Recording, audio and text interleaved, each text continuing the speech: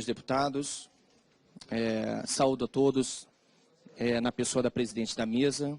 Muito me honra o convite. Deixa eu me apresentar, eu sou defensor público federal.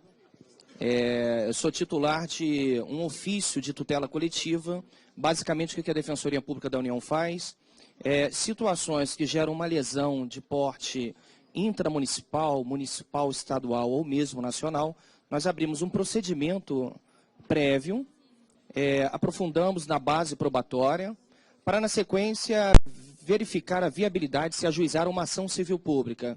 E, em muitos dos casos, nós ajuizamos uma ação civil pública, por vezes com pretensão nacional, né? Nós temos lá cerca de 80 ações civis públicas, muitas frutuosas, e nós nos defrontamos com a questão da substância fosfoetalonamina sintética há mais ou menos 4 meses. Eu confesso a Vossas Excelências que, inicialmente, fiquei cético quanto a esta situação. Mas, ao me aprofundar na base fática, nas robustas provas que nós colacionamos ao processo, e depois de pesquisar o perfil de cada um desses pesquisadores, e, para além disso, ter acesso, aos relatos de cura, às prescrições médicas, ou seja, os médicos que ousaram colocar a sua caneta e seu CRM de uma atitude heróica, e, depois de ter acesso aos estudos científicos, nós fomos convencidos que estamos diante de uma substância que, se não gera cura desta doença tão nefasta, ela minimiza, com certeza, o sofrimento de milhares de vidas. Antes de falar sobre a ação civil pública, é importante apontar um retrato atual de como se obtém essa substância no momento, quem a fornece e de que forma é possível a obtenção desta substância, né? Até 2014, e a USP tem ciência disso, nós temos prova documental, há mais de 15 anos o doutor Gilberto, é bom dizer, ele é considerado um dos 100 maiores pesquisadores do século. Há mais de 15, pela revista Super Interessante, há mais de 15 anos o doutor Gilberto, salvando vidas, fornece esta substância dentro do laboratório do Instituto de Química de São Carlos, órgão ligado à USP. De forma velada ou explícita, os diversos diretores que lá passaram durante esses mais de 15 anos tinham plena ciência do fornecimento desta substância. Ocorre que em 2014 foi editada uma portaria proibindo o fornecimento dessa mesma substância, o que gerou uma revolta nesse pesquisador, exatamente na época que ele foi aposentado. A partir de então, houve uma enxurrada de ações individuais. Eu vou dar um retrato agora da principal vara de fazenda pública que determina o fornecimento dessa substância. A juíza doutora Gabriela, inicialmente ela exigia prescrição médica, só que os relatos de cura foram tão evidentes, tão cristalinos como a luz do sol a pino, que para ela bastou a apresentação de um documento médico que indicasse a existência dessa doença tão nefasta. E qual é o retrato? Somente nesta vara, nós temos 5.100 ações judiciais. Uma vara que recebia, em média, 200 ações por mês, hoje ela recebe 160 ações por dia. Há uma verdadeira romaria para esse órgão judicial. Pessoas desesperadas vendo nesta substância a sua tábua de salvação, com todos os tipos de neoplasia maligna. Isso é uma realidade. A partir de então, já foram concedidas 1.750 liminares. Temos, neste momento, 3.340 ações conclusas, com pedido de urgência. Eu falei apenas da Vara de Fazenda Pública de São Carlos. Eu não estou me referindo a todos os juízos federais e juízos estaduais espalhados em todo o tecido territorial. Então, ela recebe cartas precatórias e, para além disso, o Instituto de Química recebe ordens judiciais de juízos federais quando a ação é ajuizada contra a União, USP, Anvisa, Estado de São Paulo, ou perante os juízos estaduais quando a demanda é ofertada apenas contra a USP e o Estado de São Paulo. Inicialmente, ele cassou todas as liminares, mas, considerando que um paciente conseguiu chegar ao ministro Edson Fachin, um paciente em estado terminal, o ministro Edson Fachin, ele concedeu uma liminar, numa ação cautelar, para determinar o fornecimento dessa substância. Esta senhora, com 3 dias de uso, ela que estava acamada, ela começou a andar, começou a sorrir. Isso está documentado, a imprensa colocou isso, veiculou na televisão. Em razão desta decisão, o presidente do Tribunal de Justiça de São Paulo reconsiderou a sua própria decisão e liberou essas liminares. Ocorre que, na data de ontem, o órgão especial do Tribunal de Justiça de São Paulo reverteu a decisão do presidente do Tribunal de Justiça. E qual é o resumo, doutor? O resumo é o seguinte: todas as liminares foram cassadas. O desespero tomou conta dessas milhares de vidas. Por quê? Essas pessoas recebem 60 cápsulas desta substância. 60 cápsulas. Tá? Essa substância ela é hoje fabricada de forma artesanal por um dos titulares da patente, Dr. Salvador. O nome é bem propício. Ele, de forma artesanal, faz o encapsulamento dentro de um laboratório, sem qualquer segurança, e fornece essa substância à medida que as ordens judiciais vão chegando no Instituto de Química. Isso é um dado importante. Com a cassação dessas liminares, a próxima remessa não mais chegará. Temos o desespero tomou conta dos diversos pacientes que recebem essa substância. Eu quero pedir licença a Vossa Excelência para ler um post que eu acabei de receber. Nós temos mais de 3 centenas, tá? Uma linguagem bem simplória, linguagem do povo. 19 horas. Márcia Araújo Gomes. Amigos, desculpem o desabafo, mas já estou ficando doente de tanto compartilhar, pedir, implorar e as autoridades dizer que não fazem e não vão fazer nada. Não aguento mais. É muita hipocrisia. O que os governantes querem do povo? Que morram? Como alguém precisando de um copo d'água? Pois bem, é assim que me sinto. Dizem que a fosfoetilenamina faz mal. Minha filha engordou 4 quilos com 25 dias de uso. Recobrou a vontade de viver. E agora, José? A festa acabou? O sonho se foi? E agora, José? O remédio acabou. Como é que fica a minha filha? Nós temos aí 1.800 liminares concedidas. Esse efeito ioiô do Poder Judiciário de São Paulo gerou uma grave insegurança jurídica. Eu quero dizer que hoje, para você obter essa substância, você vai ter que ajuizar uma ação fora do estado de São Paulo ou perante o Judiciário Federal. E diante desse quadro tão alarmista, de pessoas indo a óbito ou tendo retirada a sua chance de cura, e eu vou utilizar uma linguagem até mais agressiva, mais dura. Os componentes do órgão especial do Tribunal de Justiça de São Paulo, eles estão com mãos sujas de sangue. Pode ser que daqui a 3 anos, quando estiverem sentados em seus sofás e ouvir a seguinte mensagem: a substância fosfoetilenamina, agora medicamentosa, mostrou-se um poderoso terapêutico na cura do câncer. Aí, essas pessoas, delas já foram retiradas as chances de cura. E o óbito para elas passa a ser a única certeza. Isso é uma realidade, as pessoas estão morrendo. Acesse o site do Tribunal de Justiça de São Paulo, muitos dos agravos estão perdendo objeto porque as certidões de óbito estão sendo juntadas. As pessoas precisam acordar para isso. É importante ressaltar que quando a liminar é concedida, o paciente assina, ele cumpre 2 obrigações. Primeiro, ele assina um termo de responsabilidade.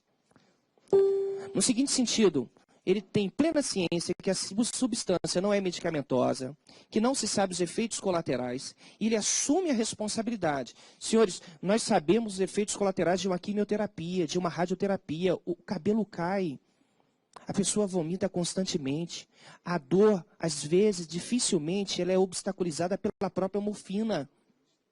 Por que não se libera essa substância para esses pacientes? Segundo lugar, para além disso, os juízes estão determinando que o paciente em cuja liminar lhe favorece junte documentalmente, junte relatos médicos de cura ou de minimização do seu sofrimento a partir da concessão da liminar. Então, ele tem a obrigação de juntar esse documento nos autos deste processo. Né? O Instituto de São Carlos hoje atende a 70 pessoas por dia, por mês dá algo próximo de 400. Cada pessoa recebe 60 cápsulas. É bom lembrar que isso é uma substância de uso continuado e não automático. Outra questão importante é a portaria 1767 do Ministério da Saúde. Ela foi publicada no dia 30 de outubro, ela é do dia 29. Ela forma um grupo de trabalho com a presença do representante da Anvisa e um só representante do grupo, da equipe dos pesquisadores que tem a patente. E eu posso falar para os senhores quem tem a patente dessa substância. Dr. Gilberto, que acredito que esteja presente aqui, é um químico, um renomado químico. Dr. Salvador é o químico que está lá no Instituto São Carlos. Dr. Renato Meneghello é um excelente médico oncologista. Dr. Otaviano, um químico. E o Dr. Marcos Vinícius, um biólogo. Senhores, não estamos falando de garrafada. Não estamos falando de ipê roxo. Não estamos falando de cogumelo do sol. Estamos falando de uma pesquisa científica com sólido conhecimento.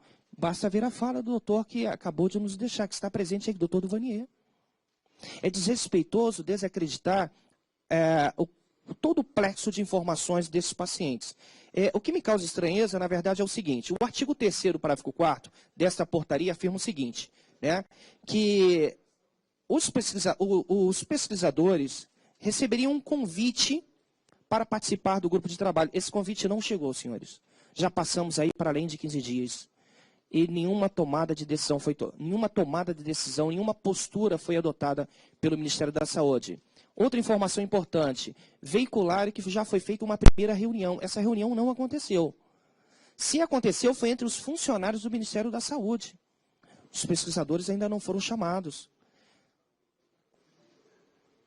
Essa questão precisa ser investigada. Outra questão importante, esse grupo de trabalho tem que ter a presença de vossas excelências.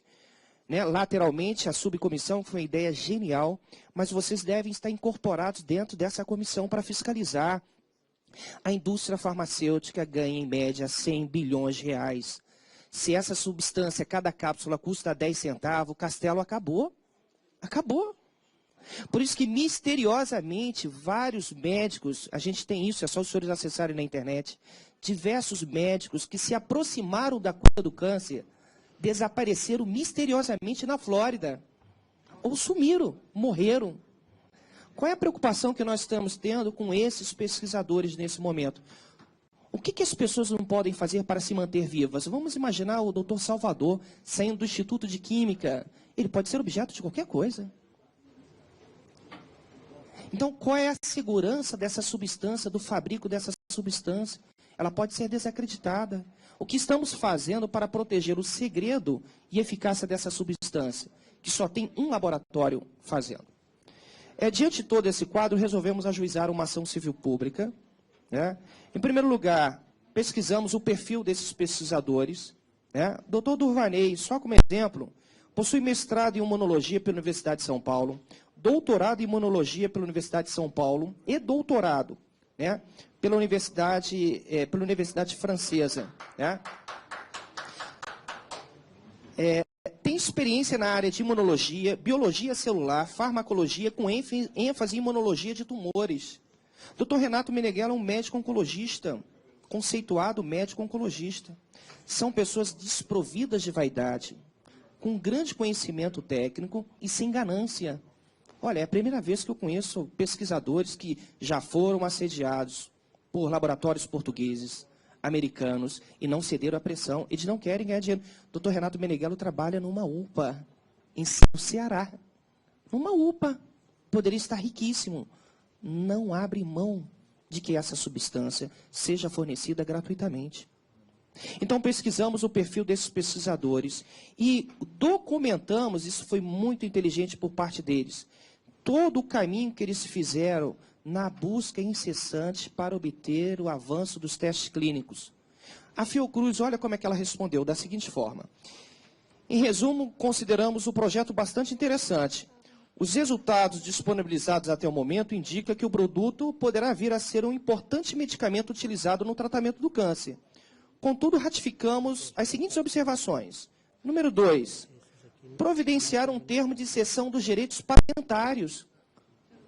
Excelentíssimos senhores deputados, por quê? A resposta já está alojada dentro da exigência, concordam? Essa é uma situação, eu tenho isso documentado. A Anvisa foi procurada por 4 vezes, uma delas documentada, com foto, né, com lista de presença. 4 vezes. O doutor Renato já até falou aqui baixinho, 4. Esses pesquisadores estão dando cara a tapa, desculpa a linguagem vulgar, eles compareceram na comissão, na última comissão no Senado, lá estavam presentes também os maiores oncologistas do país. Algum deputado aqui, acredito que o senhor estava presente, a nobre deputada, o doutor deputado, nenhum oncologista se levantou para desacreditar a substância. E no dia anterior eu tive uma conversa com eles, falei, doutor Gilberto, doutor Renato, os senhores têm certeza, porque amanhã os senhores estarão presentes na frente dos maiores oncologistas desse país. Eles falaram, doutor, tranquilo, eu senti segurança nos olhos deles, como foi a segurança do doutor Gilberto, doutor Duvanier. Ninguém levantou para desacreditar. E todo mundo tem o mesmo pensamento. Não se quer ignorar a fase 1, 2, 3 e 4, que a Anvisa tanto propala. Não se quer atropelar os protocolos. O que se quer é o que? Um olhar prioritário para essa substância. Vamos nos colocar no lugar desses pacientes. Alguém nesse momento está indo a óbito. Essa senhora desmaiou pela química. Ela está lutando para obter uma cápsula. Pelo amor de Deus. Juntamos relatos médicos, petições médicas, inclusive do Hospital Sírio-Libanês. Nesse universo de 5.000 ações, nós temos pelo menos 60 ações individuais de médicos que ousaram colocar a sua caneta, seu CRM, indicando a fosfetilamina. Isso é uma realidade. Né? Para além disso, diversos relatos, eu queria só ler um relato que eu acho que é muito importante. Nós temos 3 centenas de relatos quanto a isso. Meu pai tem 81 anos e foi diagnosticado há alguns meses com câncer no fígado, com metástase nos ossos do quadril. Em seguida, metástase no pulmão. Foi internado no dia 9 de outubro, quando foi constatado também um tumor no cérebro, já com edema.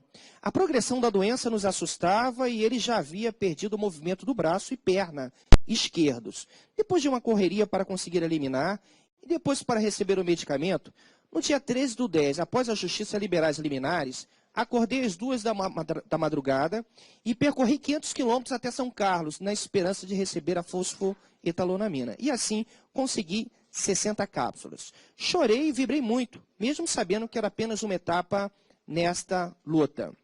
Abreviando, no dia 14/10, outro desafio, como ministrar o medicamento, já que meu pai não conseguia mais engolir, ter a esperança da cura nas mãos e não saber como usar.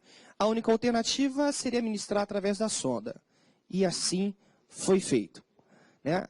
Poderíamos sim diluir o composto e ministrar através da sonda, e assim o fizemos pela primeira vez no dia 14 de outubro. E como um milagre, e para surpresa de todos, principalmente dos médicos, algumas horas após tomar a primeira dose, meu pai abriu os olhos e voltou a falar no dia seguinte. Mesmo ainda sem o movimento de um dos braços e uma das pernas, não queria mais ficar deitado. E ficou uma manhã inteira sentado numa poltrona do hospital, conversando sem parar. Hoje faz 9 dias que meu pai está internado e 5 dias que está fazendo uso da fósforo. E os médicos já avaliam a possibilidade da alta para ele. Caixa alta, maravilhoso isso. Isso é uma realidade. Só para concluir, a Defensoria ajuizou uma ação civil pública com pretensão nacional. Infelizmente, aquilo que deveria ser discutido na plataforma científica já passou para a plataforma do Poder Judiciário. É substituir um médico por um juiz. Isso não é bom, não é salutar. Né? Primeiro pedido, para que os 4 réus apresentem, seja imposto um comando consistente em obrigação, no sentido de indicar, no prazo máximo de 70 dias, um desenho clínico multicentro, público ou privado, à custa dos réus, com equipe de médicos supervisionados por um dos titulares da patente, médico da equipe e também titular da patente, para iniciar, desenvolver e concluir os estudos da fase clínica precedidos de aprovação do Comitê de Ética. Segundo pedido, a manutenção do fornecimento da substância. Tem mais alguns pormenores que eu não vou ler. Eu quero encerrar com 2 observações. A primeira observação é de que o governo do estado do Rio Grande do Sul, no dia 18, que se avizinha, pretende assinar um documento assumindo a responsabilidade pelo fornecimento da substância fosfetilamina. Esse documento será assinado dia 18. A partir de então, a gente vai começar a monitorar a Anvisa para saber se ela vai se insurgir contra esse documento que será assinado. É importante amarrar com o executivo também, porque você começa a startar uma produção em larga escala e algum desses atores pode ajuizar uma ação civil pública para brecar este processo. Isso é de suma importância. E quero encerrar minha fala com uma frase do Prêmio Nobel de Medicina de 2011, Robert Reich. Ele afirma o seguinte: Não interessa à indústria farmacêutica a cura de certas patologias, pois não lhes são rentáveis. O Prêmio Nobel de Química de 2009 já também fez esta afirmação. Salvem essas pessoas que estão em São Paulo agora com as liminares, senhores deputados, exerçam a pressão, os senhores são representantes do povo, estão aqui para ajudar. Essas pessoas estão indo a óbito, o desespero tomou conta. Verifique as redes sociais, os senhores vão verificar centenas de relatos de cura. E as pessoas que já obtiveram a substância estão pedindo, pelo amor de Deus, para alguém ceder mais um comprimido. Né? Isso é uma realidade. São essas as minhas considerações. Desculpa ter me alongado por tanto tempo. Obrigado.